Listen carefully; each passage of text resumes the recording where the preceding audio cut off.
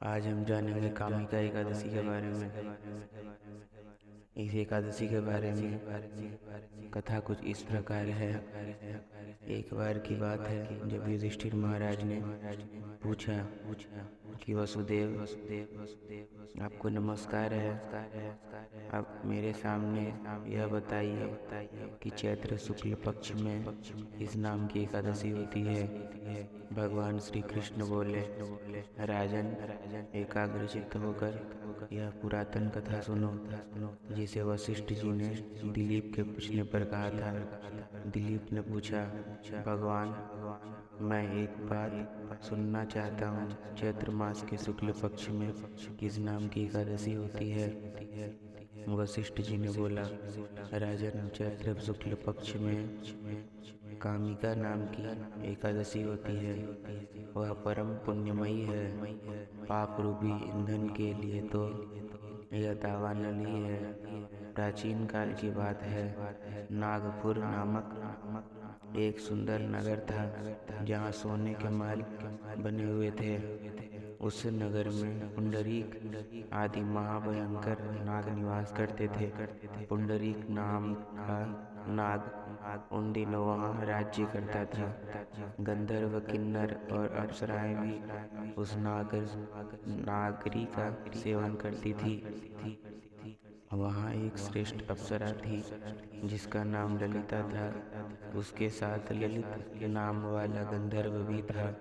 वे दोनों पति पत्नी के रूप में रहते थे। दोनों ही परस्पर काम से पीड़ित रहा करते थे। ललिता के हृदय में सदा पति को ही मूर्ति बसी रहती थी और ललित के हृदय में सुंदरी ललिता का नित्य निवास था। एक दिन की बात है, नागराज पुंडरीक राजसभा में बैठकर मनोरंजन कर रहा था। उस समय ललित का गान हो रहा था, किंतु उसके साथ उसकी प्यारी ललिता नहीं थी। गाते गाते उसे ललिता का स्मरण हो गया, अतः उसके पैरों की गति रुक गई और जीभ लड़खड़ाने लगी।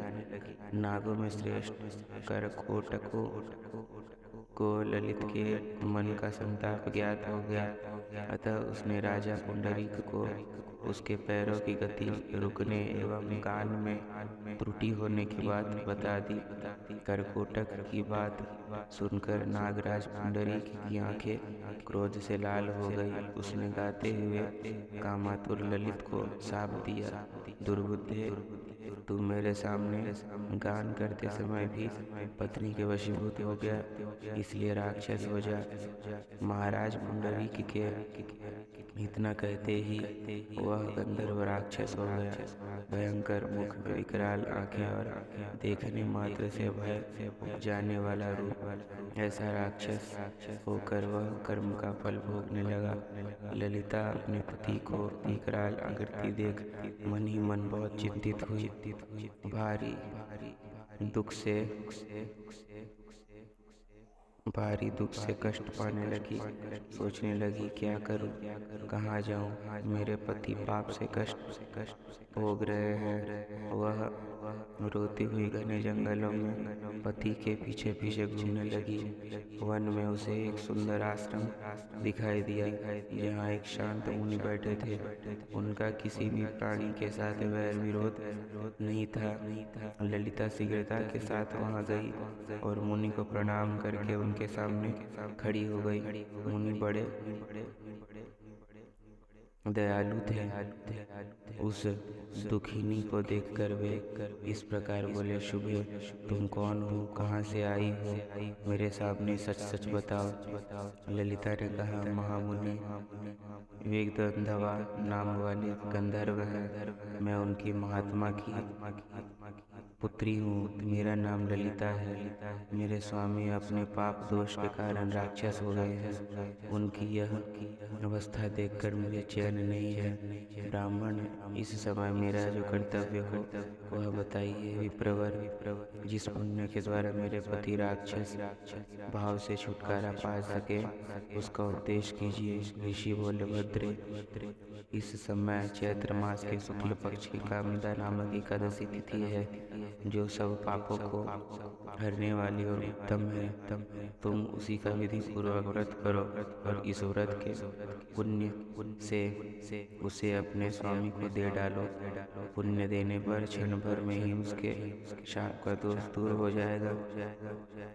राजन, मुनि का यह वचन सुनकर ललिता को बड़ा हर्ष हुआ।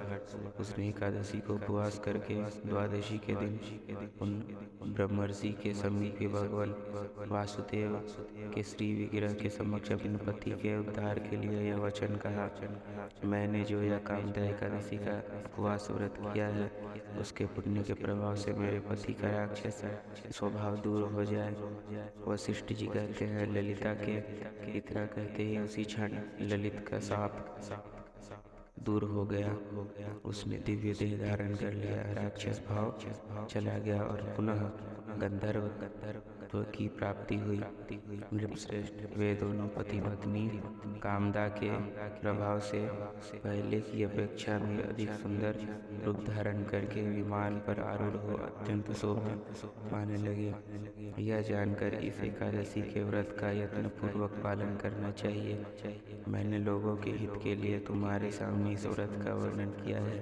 कामदा एकादशी ब्रह्म हत्या आदि पापों तथा पिशाचत्व आदि दोषों का विनाश करने वाली है। राजन, इसके पढ़ने और सुनने से वाजपेयी यज्ञ का फल मिलता है।